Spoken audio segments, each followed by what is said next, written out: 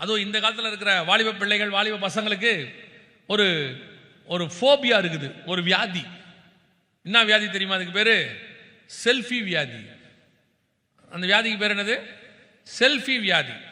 ஆக்சுவலாக செல்ஃபிங்கிறது கொடிய காலத்தில் ஒரு அடையாளமாக பவுல் எழுதுறார். செல்ஃபியை பற்றி செல்ஃபி எழுதுறாருன்னு கேட்குறீங்களா? வாசிங்க 2 தீமோத்தேயு புத்தகம் 3ஆம் அதிகாரம் 1-2 வசனங்கள் வாசிங்க பார்ப்போம். 2 தீமோத்தேயு 3:1-2 வாசிங்க. மைக்கில் வாசிங்க, மைக்கில்.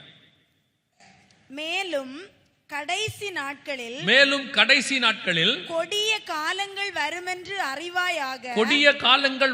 அறிவாயாக. எப்படியெனில் மனுஷர்கள், நல்லா கவனிங்க, மனுஷர்கள் தற்பிரியராயும். என்ன பிரியம்? தற்பிரியத்துக்கு இன்னொரு பேர் தான் செல்ஃபி. நம்மளை நாமளே பிரியப்பட்டு எடுக்கிறது. அதுவே எடுக்குது. ஒரு நாளைக்கு 10, 20, 30, 40 அவங்கள போன் எடுக்குதாங்க. அப்புறம் அவனே பார்க்கறான், என்னடா இவ்வளோ மோசமா இருக்கும் நம்ம. அப்புறம் அவனே டெலீட் பண்றான். அப்புறம் ஃபில்டர் போட்டு எடுக்கிறான், இப்போ கொஞ்சம் நல்லா தெரியுது, இப்போ பார்க்கறான். அப்புறம் அவனே டெலீட் பண்றான், இதை விட நல்லா இருக்குதா? சட்டியில் இருந்தால் தானே அக்கப்பையில் வரும். நம்ம கிட்ட என்ன இருக்கோ அதான வரும். என்னத்தை அழகாக்கி என்ன பண்ண போறதுக்கு? இப்போ நிறைய பேர் போட்டோ அனுப்ப சொன்னா நேராக நீட்டாக நல்ல சூப்பரான போட்டோ அனுப்பிடுறான். நேரில் போய் பார்த்தோம்னா 50% தான் இருக்கான்.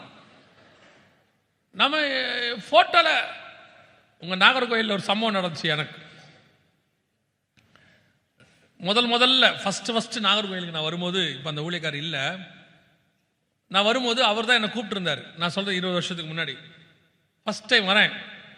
அங்கே நாகர்கோயில் ஸ்டேஷனில் நிற்கிறேன், இறங்கி பெட்டியோட. தூரத்தில் இன்னொருத்தர் நிற்கிறார், அரைக்கால் சட்டையும் பனியனும் போட்டுக்கிட்டு. அவர் என்ன பார்க்குறாரு, யாரா இவர் பார்த்துறா. நான் திரும்பிக்கிட்டேன், ஏன்னா ஆள் பார்க்கறதுக்கு வேற மாதிரி இருக்கிறாரு. அப்படி கிட்ட வந்தார். எனக்கு வேற பயமா இருக்கு, எல்லாரும் போயிட்டாங்க வேற.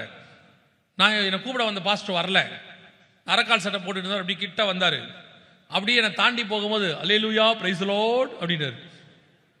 நம்ம சவுண்டு பிரைஸ் தி லார்ட் அப்படின்னு. பாஸ்டர் நீங்கள் தான் ஜெகன் பாஸ்டரான்னாரு. ஆமாம் அப்படின்னு. உடனே அவர் வாங்க பாஸ்டர், நான் தான் உங்களை கூப்பிட வந்த பாஸ்டர்னு சொன்னார். நான் அவர் அது வரைக்கும் பார்த்ததில்ல, அதான் ஃபர்ஸ்ட் டைம் பார்க்குறேன். ஓ சந்தோஷம் பாஸ்டர். கேட்டேன், ஏன் பாஸ்டர் ரொம்ப நேரமாக அங்கேருந்து பார்த்துக்கிட்டே இருந்தீங்களே என்ன? அவர் என்ன வீடியோலாம் பார்த்துருக்கிறார், பார்த்து தான் மீட்டிங்கே கூப்பிட்டாரு. என்னதான் அங்கேருந்து பார்த்துருக்கீங்களே, ஏன் கிட்ட வந்து பேசலை என்ன? அவர் ஒரு வார்த்தை சொன்னார், பாஸ்டர் நீங்கள் வீடியோவில் அழகாக இருக்கீங்க பாஸ்டர் அப்படின்னாரு. அதுக்கு என்ன அர்த்தம்னு எனக்கு இன்னை வரைக்கும் புரியல. அதுக்கு சொன்னார், வீடியோ அப்படித்தான் ஏமாத்தோம், போட்டோ அப்படித்தான் ஏமாத்தோம், நேரில் பார்த்தா தான் உண்மை தெரியும்.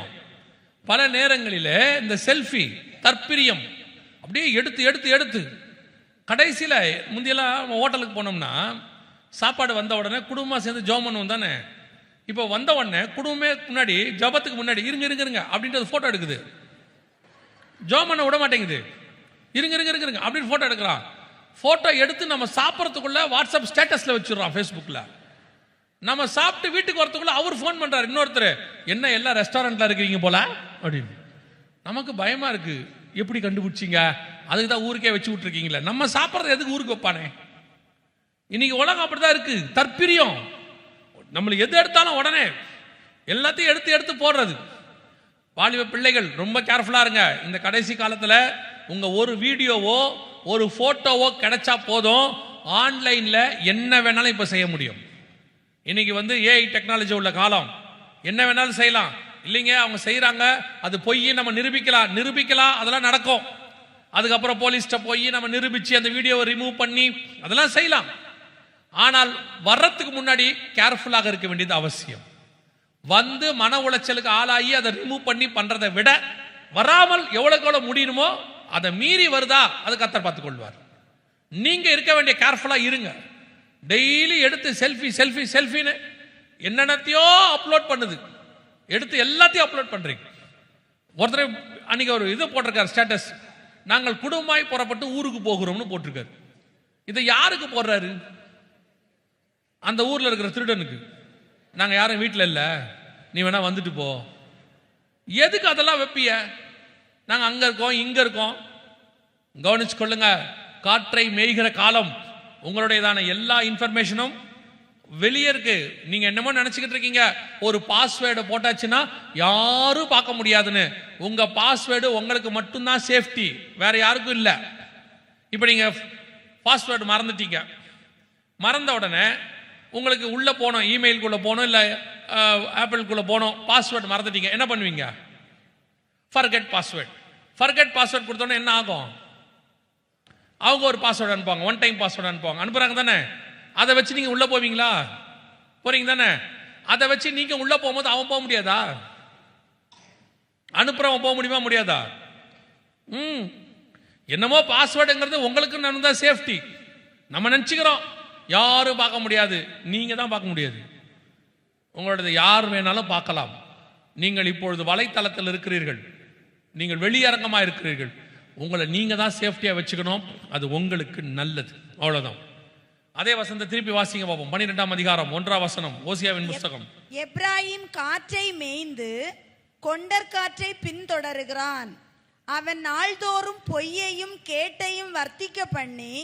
கவனிங்க, இந்த காற்றை பின்தொடர்கிறான், இதை வச்சுட்டு அடுத்து அவன் என்ன பண்றானா? நாள்தோறும் பொய்யையும் கேட்டையும். அதுதான் நீங்க ஆன்லைன்ல பார்க்கறதான மெசேஜஸ். ஃபேஸ்புக்கில் வருது, வாட்ஸ்அப்பில் வருது, யூடியூப்ல வருது, நிறைய டிவிஸ்ல வருது. வரக்கூடியது எல்லாம் பாருங்க, 100% இப்போ நீங்க பார்க்கறதுல 190% பொய்யும் கேடும். ஒன்று பொய் வருது, அதில் வரதெல்லாம் உண்மை இல்லை. நீங்கள் கொரோனா நேரத்தில் கண்டுபிடிச்சிருப்பீங்க. இந்த கொரோனா வந்த உடனே அதை போக்குறதுக்குன்னு மெடிசன்னு வாட்ஸ்அப்பில் ஒரு நாளைக்கு 4 மெடிசன் வரும். சுடுதண்ணியை காய்ச்ச வச்சு குடிங்க, எலுமிச்சை பழத்தை புளிஞ்சு குடிங்க, அதை போட்டு விக்ஸை போட்டு நுகருங்க, என்னென்னமோ சொல்லலாம். அந்த இலையை மென்று தின்னு, இந்த இலையை துப்பு, என்னென்னமோ. நீங்கள் கொரோனா நேரத்தில் பார்த்தீங்கன்னா வந்த பாதிக்கு மேலே பொய் நியூஸ். உங்களை ஏமாத்துறதுக்கு, வியூஸ் பார்க்கறதுக்கு என்னென்னவோ போடுறோம். அதுவும் இப்போ இருக்கு பாருங்க, இப்போ இந்த யூடியூப்ல தம்ப்லைன்னு ஒன்று இருக்கு. அதெல்லாம் எதுக்கு வைக்கிறான்? உங்களை ஏமாத்துறதுக்கு வைக்கிறான். நீங்களும் அந்த தம்ப்லைனை பார்த்த உடனே உள்ள போறீங்க. நீங்க நல்ல தம்ப்லைனை பார்த்து உள்ள போவீங்களா? யூடியூப் மெசேஜஸ்லாம் வருது, அதை நல்லபடியா வச்சா உள்ள போவீங்களா? இப்போ நான் உங்களுக்கு சொல்றேன், பரலோகத்திற்கான 7 வழிகள். நீங்க போவீங்களா? அப்புறம் பார்த்துக்கலாம். மகிமையின் மேல் மகிமை அடைவது எப்படி? போக மாட்டீங்க. இப்ப நான் சொல்லுவேன் பாருங்க, அந்த ஊழியக்காரருடைய வாழ்க்கையில் நடந்தது என்ன? அத்தனை பேரும் உள்ள போயிடுவான், எல்லாம் உள்ள போயிடறான். போட்டு வீடியோவை ஏத்தனை முடிச்ச உடனே பார்த்தீங்கன்னா 20,000 பேர் பார்த்துருக்கான் 10 நிமிஷத்துல. நீங்க பரலோகத்துக்கு போகிற வழின்னு சொல்லுங்க, 10 பேர் தான் உள்ள வரான். அவன் சொல்றான், அதெல்லாம் தெரியும், பார்த்துக்கலாம் பின்னாடி. நீங்களும் இப்ப எப்படி பார்க்க ஆரம்பிச்சிட்டீங்கன்னா, கேடான விஷயங்களை தான் நீங்கள் விரும்புகிறீர்கள். அதனால அவன் என்ன பண்றானா, கேடான விஷயங்களை தான் தம்ப்லைன் மாதிரி வச்சு உங்களுக்கு காட்டுறான், உங்களை பார்க்க வைக்கிறதுக்கு. நீங்களும் அப்படி இருந்தா தான் போறீங்க. இப்ப எங்க செய்தியே இருக்கு, எங்க செய்தியை நாங்க எப்பவுமே எப்படி வைப்போம்னு கேட்டீங்கன்னா, சாஃப்டா தான் டைட்டில் வைப்போம். எனக்கு இந்த பரபரப்பா செய்தி வைக்க, தலைப்பு வைக்க பிடிக்காது. சாஃப்டா வைக்கணும். அப்படி என்ன பரபரப்பா வச்சு ஒரு செய்தியை பார்க்க வைக்கணும் அப்படின்னு நினைப்பேன். ஆனா எங்க செய்தி எடுத்து நிறைய பேர் நல்ல சேனல்ல போடுவாங்க. அவங்கெல்லாம் பார்த்தீங்கன்னா எப்படி வைப்பாங்க தலைப்பு தெரியுமா? அடுத்து நடக்க போகும் பயங்கர காரியம், எம்டி ஜெகன். குளநடுங்கும் செய்தி, நடந்தது என்ன? இதை வச்ச உடனே குடு குடு குடு குடுன்னு வியூஸா. அதே மெசேஜை எங்க யூடியூப்ல போட்டா 10,000 பேர் பார்க்கறான். அதே செய்தி அங்க 1,00,000 பேர் பார்க்கறான். என்னடான்னு பார்த்தா மெசேஜ் ஒண்ணுதான், டைட்டில் மட்டும் வேறையா இருக்கு. சற்று முன் வந்த திடுக்கிடும் செய்தி. ஒரு நாள் நானே உள்ள போயிட்டேன், என்னடா அப்படி தெரியாம பேசிட்டோம் போல. உள்ள என்ன திடுக்கிட போகுது? உள்ள பார்த்தா 6 வருஷத்துக்கு முன்னாடி உள்ள மெசேஜ். அதுக்கு தான் சொல்றேன், இப்படிலாம் ஏன் வைக்கிறாங்கன்னு கேட்டீங்கன்னா, நீங்க அப்படி பழக்கப்பட்டுட்டீங்க. அப்படிப்பட்ட செய்தி தான் நான் சொல்றேன், இந்த மாதிரி திடுக்கிடும் செய்தியை போய் பார்க்காதீங்க, அவசியம் இல்லை. இப்ப திடுக்கிட்டு என்ன பண்ண போறீங்க நீங்க? திடுக்கிடும் செய்தி உடனே நீங்களும் உள்ள போய் என்ன திடுக்கிடுது அப்படி நான் பார்க்க போறிய? ஏன் அப்படி உள்ள போவிய?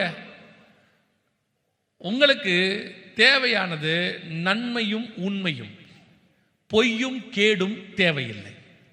உங்க ஆவிக்குரிய வாழ்க்கைக்கு தேவையான செய்தியை மட்டும் கேளுங்க. அதான் வசனம் சொல்றது, பக்தி விருத்திக்கு ஏதுவான நல்ல வார்த்தைகளையே பேசுங்கள், அதை மட்டும் கேளுங்க.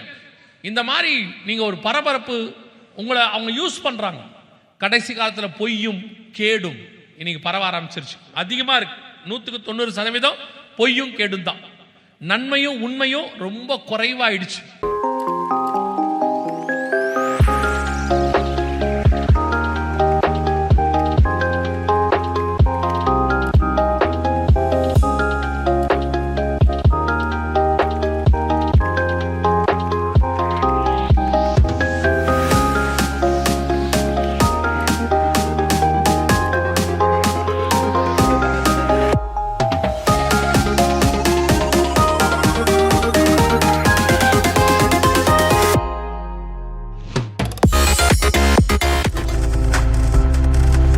நீங்கள் பார்த்துக் கொண்டிருப்பது உங்கள் ஜாய் டிவி. உங்கள் துக்கம் சந்தோஷமாய் மாறும்.